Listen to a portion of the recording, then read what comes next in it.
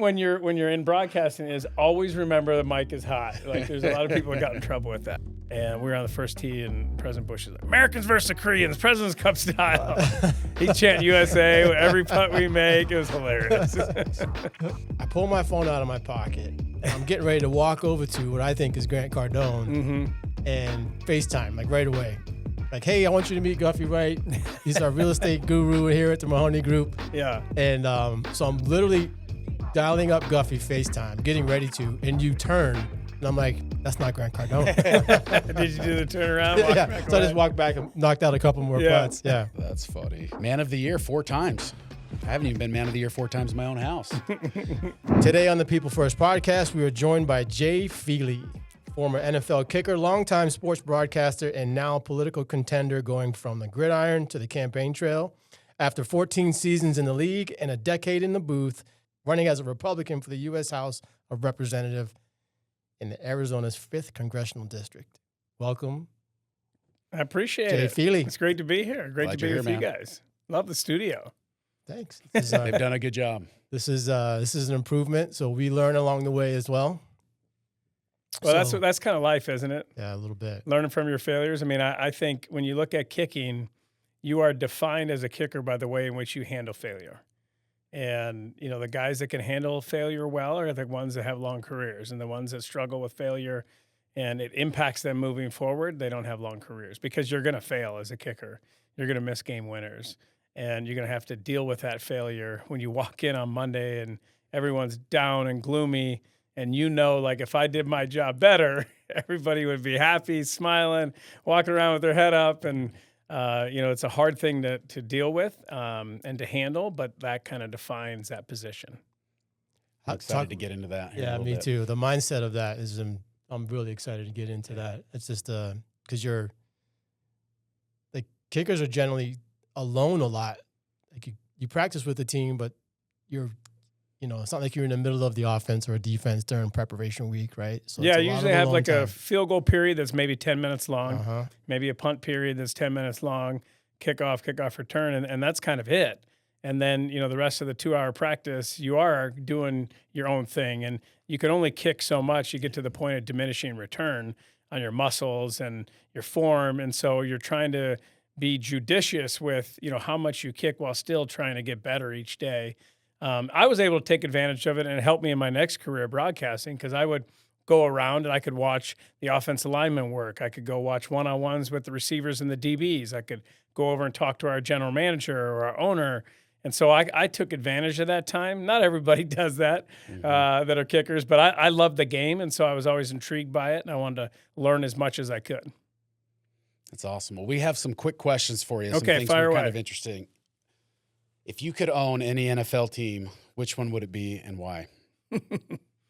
I'd probably say the Cardinals because I live here, my family's here, our kids are here, our grandchildren are here. So I wouldn't want to own one in a different market where I'd have to leave and not be there. This is where we have decided to raise our family, so it'd be a lot of fun. Although, sense. you know, I'm not trying to tell Michael Bidwell I want to buy the team from him. But, I mean, if Elon Musk wants to jump in and partner with me, and then maybe we could have Let me make a call. We can make a deal that maybe the Bidwells want to sell it. That's awesome. What's your favorite stadium? Well, the most favorite stadium you played in? Well, my favorite stadium always was the indoor turf stadiums because those were the easiest to kick in. The worst stadiums were always the outdoor cold grass fields. Those were the hardest. But probably my favorite was Green Bay, even though it was a hard place to kick. There's something special about going to Lambeau. Have you been to Lambeau, Jason? I have. Yeah, It so is. It's magic. It's like a spiritual, you feel like you're back magical in the experience. 1960s. It's awesome. It harkens back to, you know, a simpler time. You're driving through the neighborhoods. Everybody's parked in all the driveways. They're grilling. They're, you know, tailgating. You have the same people at the hotel. Every year you go there are playing catch out in the driveway in the streets. You know, so there's just something that's kind of magical about it. And you drive through this, you know, the neighborhoods, and you show up at Lambeau, and there's so much history at Lambeau. I was actually blessed to be a part of history there. I was with the Falcons my second year in the NFL. Michael Vick was our quarterback. We went into Lambeau. We beat the Overtime. Packers. It was the first time they ever lost in the playoffs. No, we weren't the overtime game. The Giants were the overtime game. That's right. But the Falcons beat. We went and we won. It was the first time Green Bay had ever lost at Lambeau Field in the playoffs.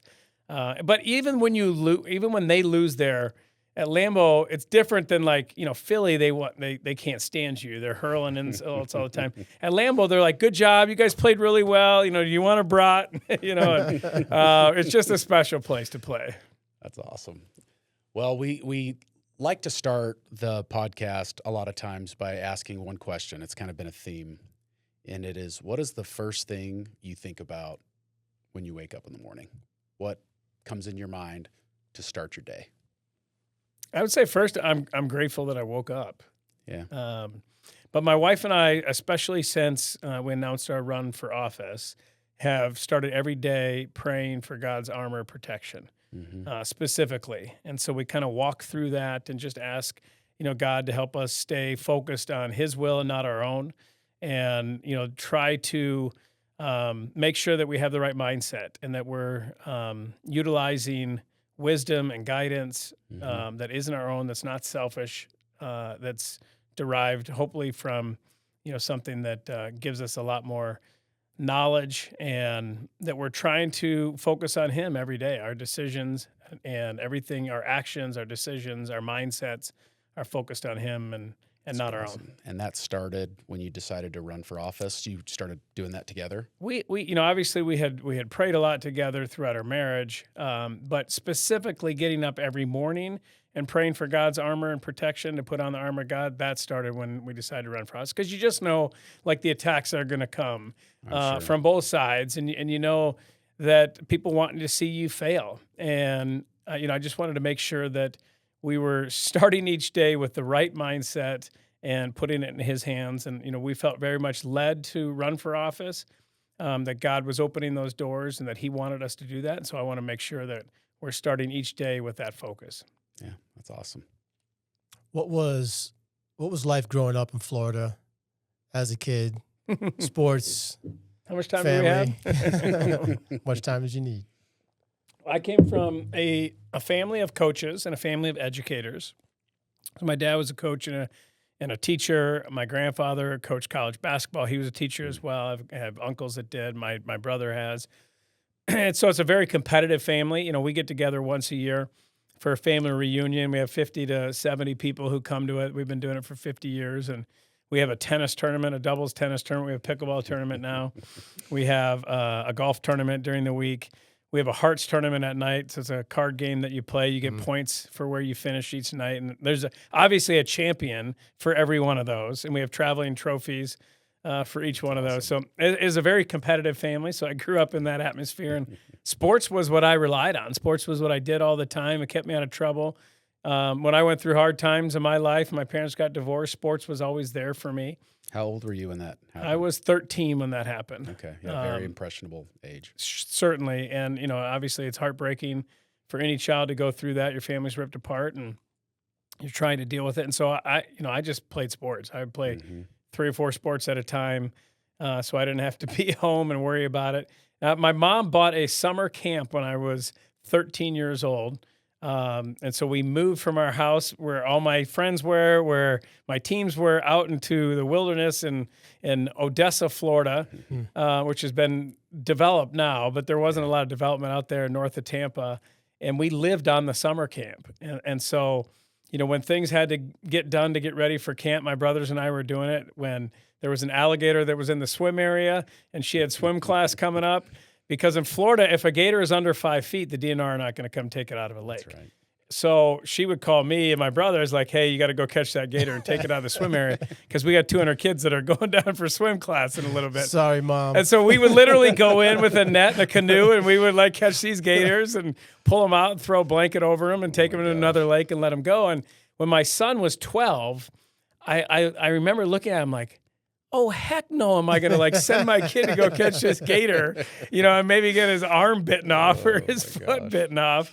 But that's kind of how we grew up, when we needed to rake the area and get all kinds of lily pads and stuff out to get ready for summer. She would send out me and my brothers to do it. And when we were gone, a company came in and did it, and they used a a machine to do it, and there's all kinds of water moccasins all over in there, and but we just kind of grew up that way, and I think our kids now, like, they really don't. They're so coddled now, and everything's done for them. Like, we jumped on our bikes and we went everywhere, and said, okay, I'll see you in like 9 hours when it gets dark, I loved it. I played soccer all throughout my life. I went to Europe every other summer. We'd go over there and play all the professional teams over there, and had a blast doing that. And started playing football in high school, and I had no idea like where that would lead. I was a freshman in high school playing on the JV football team, and they said, who can kick? And I was like, I'll try and kick a soccer ball far. And So you hadn't kicked a football till I had never kicked a football until that day. And 4 years later, I'm quitting all the other sports and going to Michigan to play football. So yeah, I was wondering how you became a kicker, because a lot of people don't grow up thinking, I want to be a kicker. They're like, I want to be Joe Montana or Tom Brady. And that totally makes sense. Soccer style.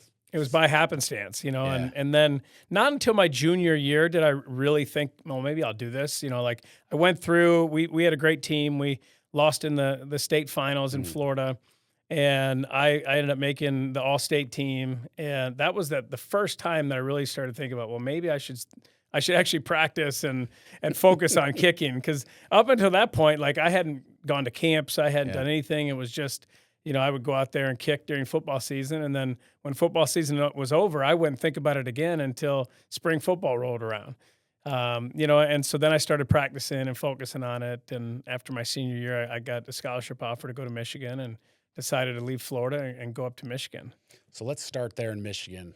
You guys win the national championship. I mean, first of all, how was that feeling? And then we'll get into the years after that, because that's the bulk of this podcast of adversity and doing some things, your journey. But how was winning the national championship? I mean, I can't imagine that.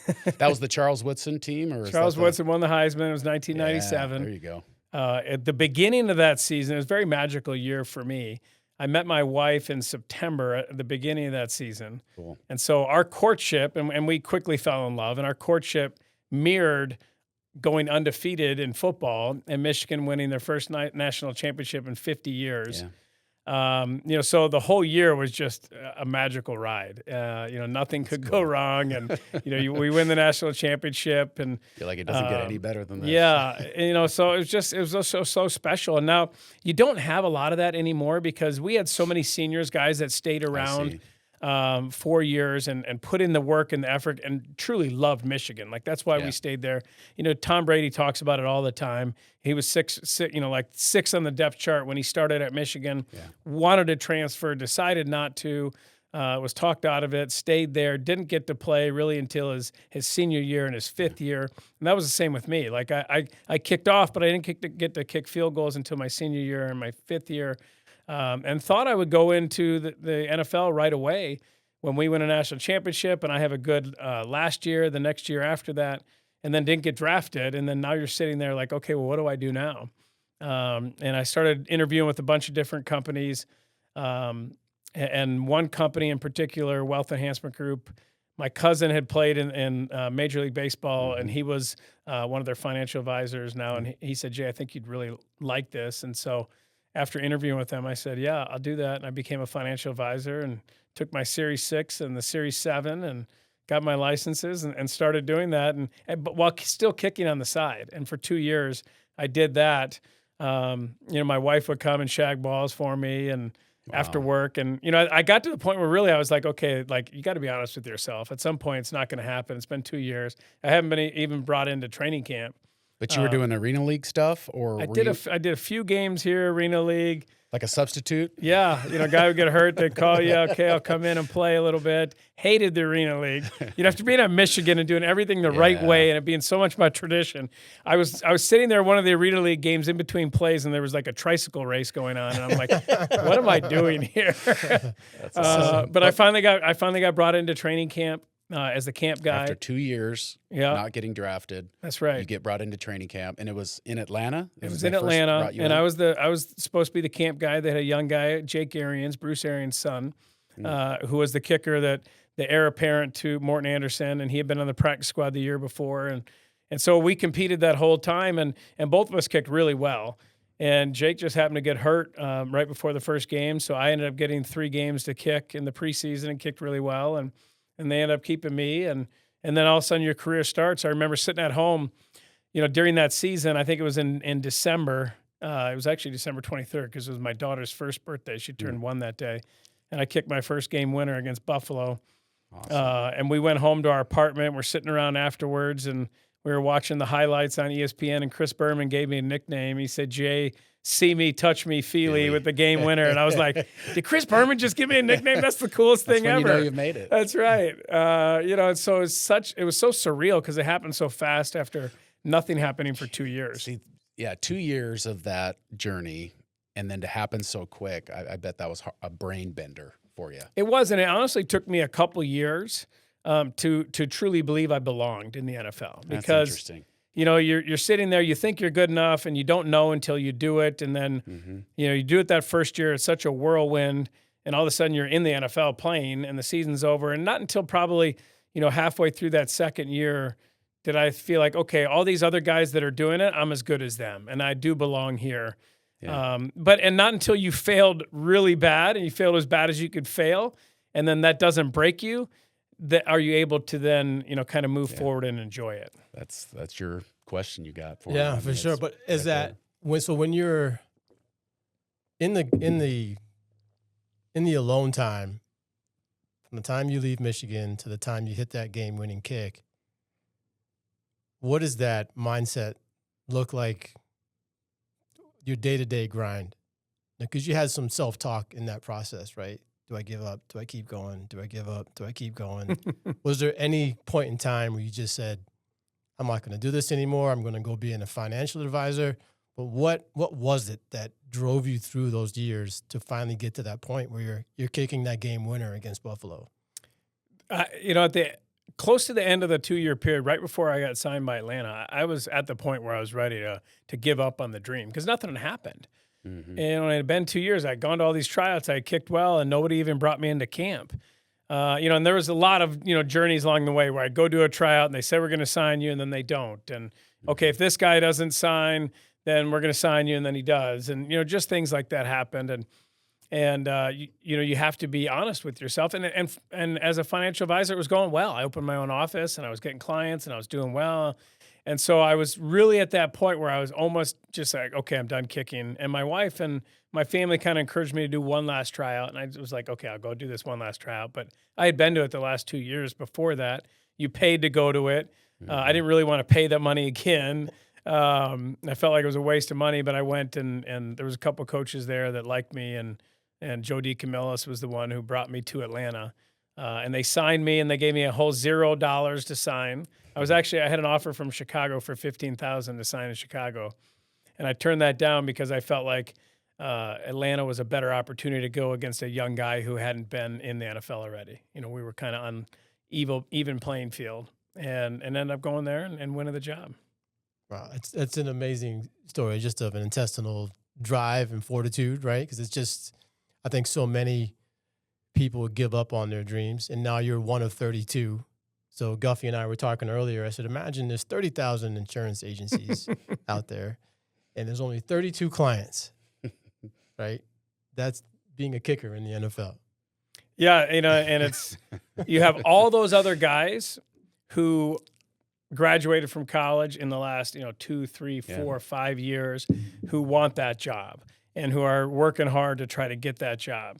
And so when you're in it, that if I miss 2 or 3 kicks in a row, I'm probably going to get cut. They're going to go sign somebody else. My career is going to be over.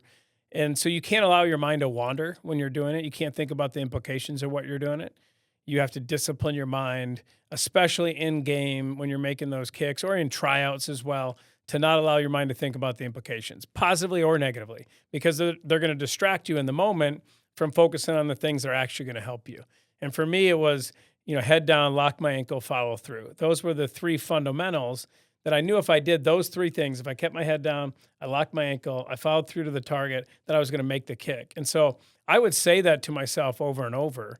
I had a point like, okay, when we cross this yard line, now it was like engage the mechanism, like they, for the love of the game that he always talked about, right? Yeah. It was very similar to that. Like, okay, now I have to get in the right mindset.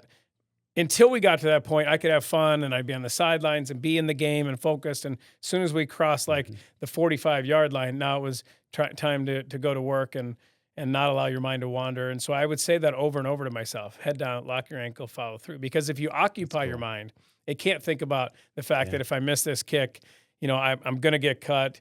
My career might be over. We're going to have to sell the house. We're going to take the kids out of school. We're going to have to move. Like, all those things are real, and they're reality, Kick.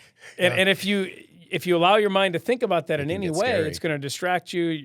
It can bring, a lot of tension into the process. You start getting nervous, or even the inverse of that, thinking positively. If I make this kick, I'm going to make the Pro Bowl. I'm going to get a new contract.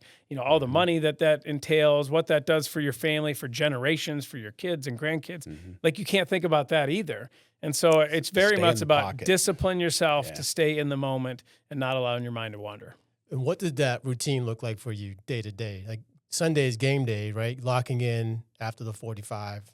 After the ball crosses the 45, but like day to day, what does that routine look like for you? Monday, you'd come in, you'd watch the film, you'd review it.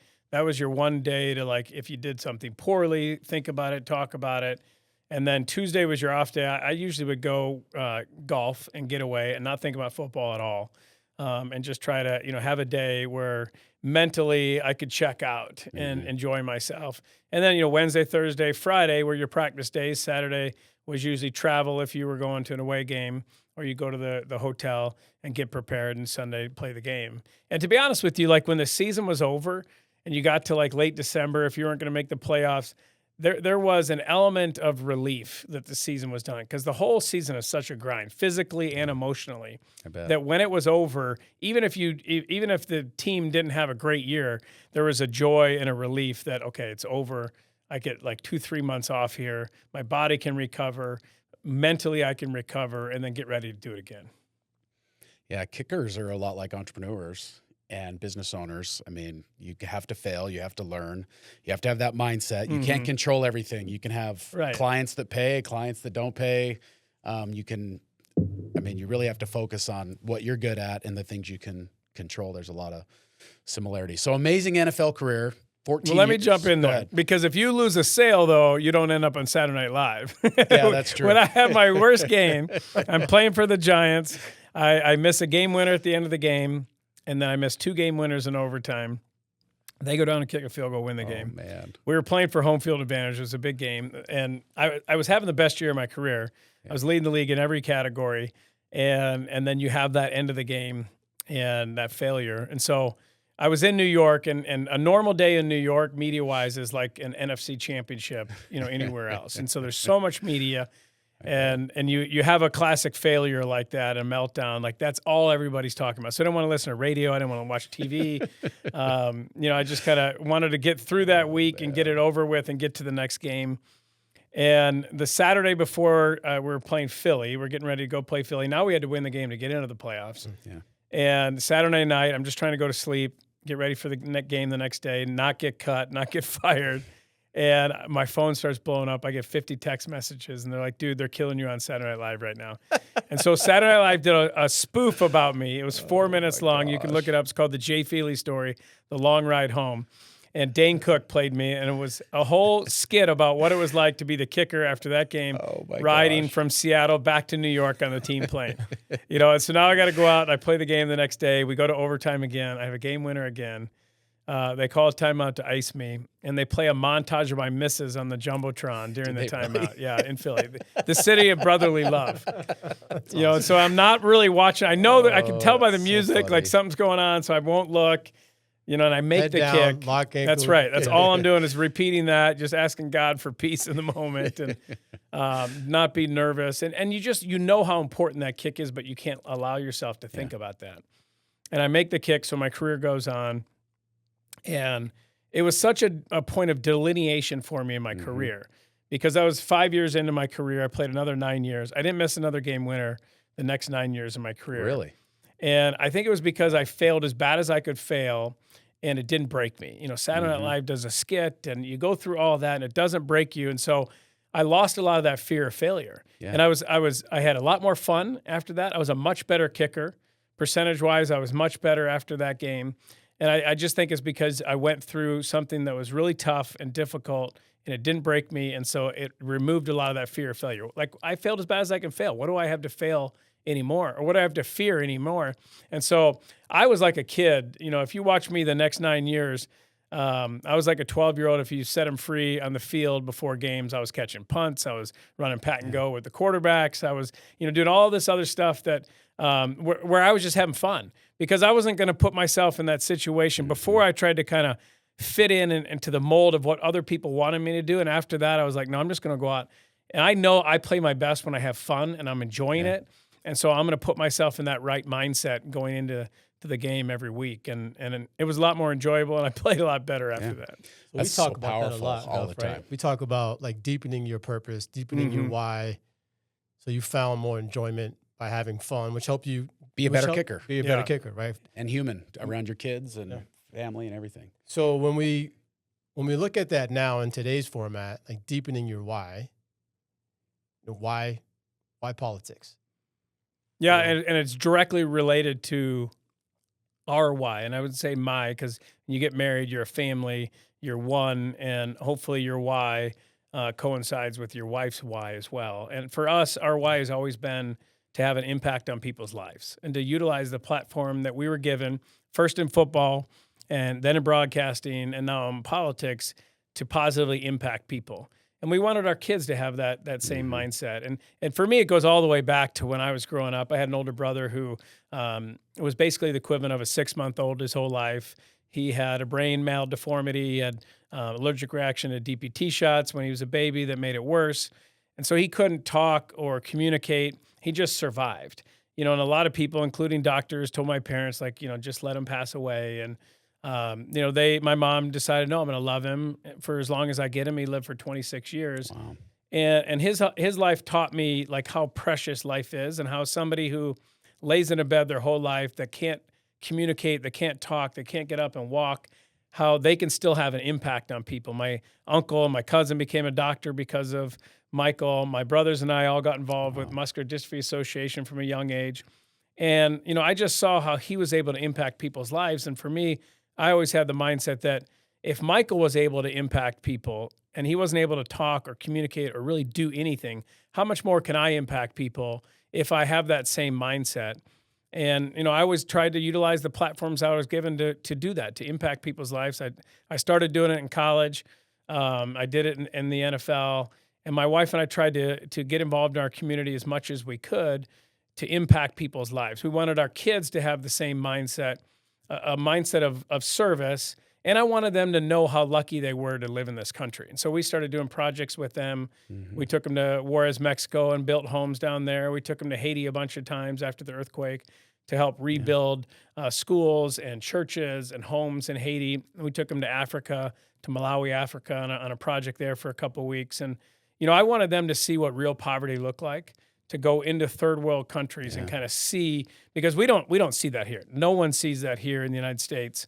What real poverty looks like, when if you get rice and beans once a day, you're grateful for that. And I think that that's one of the best things we can do. For me as a dad, especially as a dad of kids that were growing up while I played in the NFL, my question always was, how do I create the same incentive and desire in their lives that help me to be successful? And how do I create the same willingness to help other people when they're growing up with basically whatever they want? And I think that's a challenge, whether you're in business or you're in the NFL. When your kids aren't really wanting for anything, they get, pretty much whatever they want. You want to try to create in them the same things that helped you become the person that you are. And for us, that answer was to do those types of projects with them. And so our why has always been about impacting other people's lives. And I can look back on my life and I can see how little decisions, like a decision in college when I decided to help, somebody who was homeless, very, meager means. I didn't have a lot when I was in college, but I gave this guy some money. A couple years later, I saw how that helped him. He got off his feet. He was back teaching and, stopped drinking. And a teammate had gone to speak at that school. And he pulled him aside and said, hey, when you go back, will you tell Jay Feely I'm doing good? And that little moment led to so many such a desire to be willing to take advantage of those moments going forward. And so when I was on one trip to Haiti, I had a translator who was always with me on those trips, a young man named Delmont, and just kind of fell in love with him. He's a great kid. And one time I just said, Delmont, what are your goals and your dreams? And he was like, I want to go to the United States. I want to play soccer. I want to get a degree from college. I want to help my family. And I was like, Delmont, we can do that. And I talked to my wife, and she was like, yeah, bring him in. And so we went through the process to help him get a visa, and he got his an education visa to come to school here, and he moved into our house in Gilbert. And honestly, as a dad, it was the hardest thing I ever did, because I think I know this young man who's like 18, 19 years Yeah, old. you're bringing him in your family. But yeah, I have 4 young kids, 3 young girls, and a son. And I don't want to put them in harm's way. Sure. I don't want a decision I make trying to help somebody to negatively impact my kids in any way. And it couldn't have been the inverse anymore. Like, he had such a great impact on my children and who they became. You know, when they complain about my wife's food, I'd be like, go talk to Delmont, and he'd talk to him about the 3 days that he didn't have any food. That's right. And then I brought him we got him into Grand Canyon University. And oh, cool. I remember dropping him off that day when I took him to school. And I'm like, Del, this is your chance. Like, if you screw it up, you go back to Haiti. I can't help you. But this is your chance, not only to change your life, but change generations for your family. And he did amazing. He took advantage of the opportunity. Couldn't understand why some of his roommates and friends would throw away those opportunities by partying and not going to school and not studying. And he got like a 3.3 GPA, made the soccer team, played Division I soccer, graduated, and got an internship. And they loved him. They hired him because his mindset was, I get to go to work, not I have to go to work. And then he got married and bought a house. And I remember sitting with him in Queen Creek at his house, standing on his driveway. And I'm like, Del, when I met you, you were homeless living in a tent in Haiti. I'm like, think about the journey that God has taken you on. You used to go up to the mountains and you would pray and ask God to provide a way for you to be successful, not knowing what that way is. And then he pricked my heart to go to Haiti when I had no desire to do international missions work. And I go down there and you and I meet. And because of like so many different things that happened in my life that showed me how you need to be willing to help other people when you have the opportunity, when you asked me to help you, I was like, yes, for some reason, said yes to bring you into our house and to help you. And this has led all the way to this moment where you just bought your own home for your own family and starting, your life. And for me, it's just such a great example of God's providence, not only not just me, but like other people, and how he can use you to have an impact on different people's lives if you make yourself willing to do that. Sounds like Del needs to come work at the Mahoney Group. Yeah, I mean, he is a special young man. Yeah, for sure. It's been fun to watch him and his journey. They just had their second kid, so we had 2 grandkids from them, and it's pretty special. Well, that's great. Thanks for sharing that, Jay. I mean, you got me a little emotional with that, but you brought up impact. And, Jay's not just saying this because he's, running for office. He was the man of the year 4 times in the NFL and as a rookie, which is pretty uncommon. That's where your team nominates you, right? Mm-hmm. So you've been in every community you've been in, no matter where you lived, you've been serious about, impact. Yeah. And, we always say here, if your why doesn't make you cry, your why sucks. And so I like that. And so your why really impacted me. And I think it's, once it really focused on, trying to do better in the community, make the impact. You never know what your leadership style and how you treat people. You never know the ripple effects of that. And I'm really grateful for the people that have helped me. Well, I want to talk a little bit about legacy. Before we get there, Gov, I'm curious, Jay, who have been, because our journeys are never alone. We never do this by ourselves. Who have been some of the great mentors or a great mentor or coach in your life that one person that really had an impact on you? My grandfather had a huge impact on me. He was a college basketball coach for 30 years. When I got into the NFL, he was retired.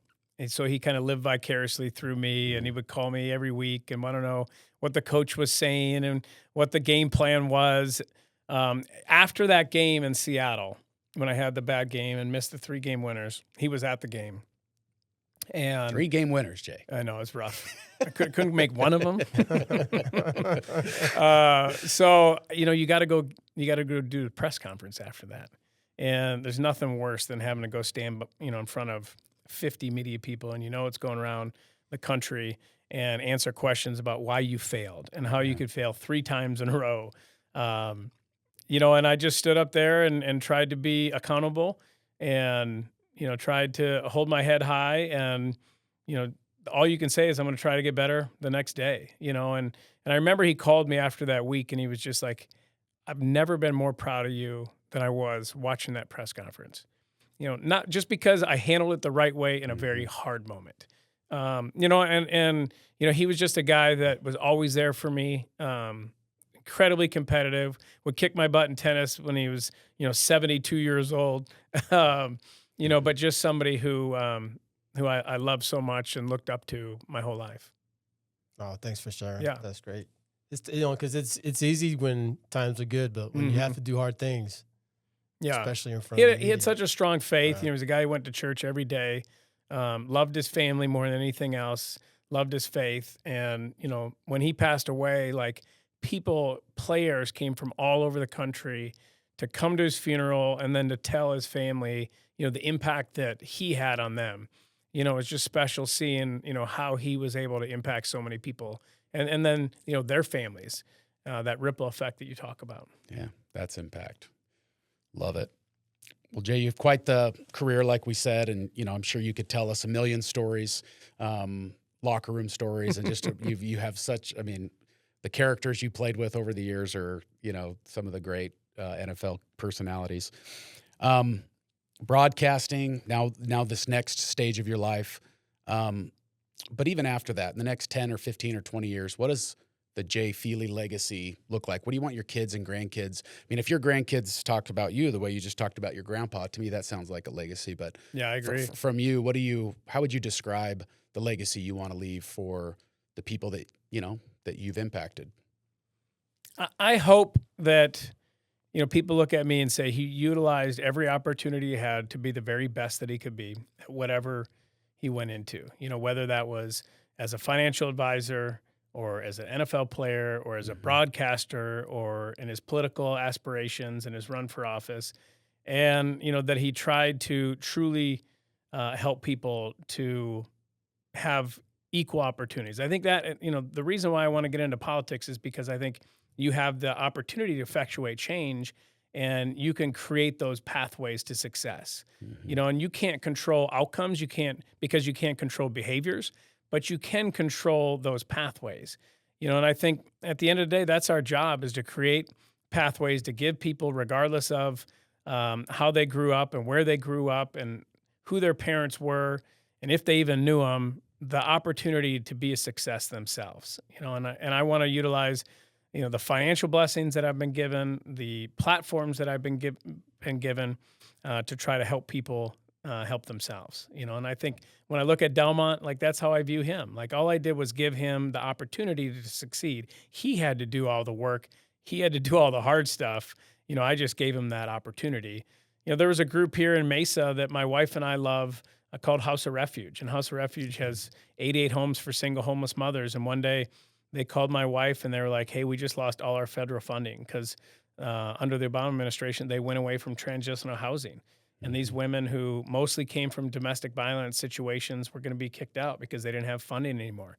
And my wife couldn't sleep at night, and she was like, we got to do something. And so we helped them, to raise the $2 million that they used to get from HUD privately. And we started the Adopt a Home program and put names, like you could say, the Mahoney Group on one of the houses there, and so many of my teammates jumped in. I remember Carson Palmer and Larry Fitzgerald and Calais Campbell and Patrick Peterson and the Bidwells, like they all put their names on these houses. And we were able to then, start a gala and, do a big fundraiser and raise enough money to keep that place going. But what I loved about House of Refuge was they had a 90% success rate, and they still do, of taking somebody through their program, taking them off the streets, taking them through their program, and then having them be self-sufficient when they left.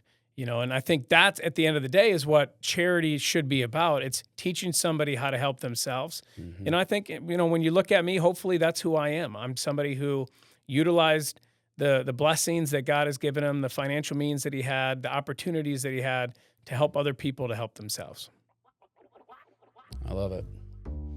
Jay, Yeah, thanks for stopping by, man. Absolutely. Impact, mindset. I mean, this is a really, really good conversation. So I really appreciate your time. You literally do have to go shake hands and kiss babies. So we will let you go do that. Well, it's great to be on here. Good luck. Thank you Good guys luck. for what you're doing, for spreading this word, and for giving a platform to encourage other people. You bet, man. Great Yeah. to meet you. Spend some time with you, Jay. My pleasure.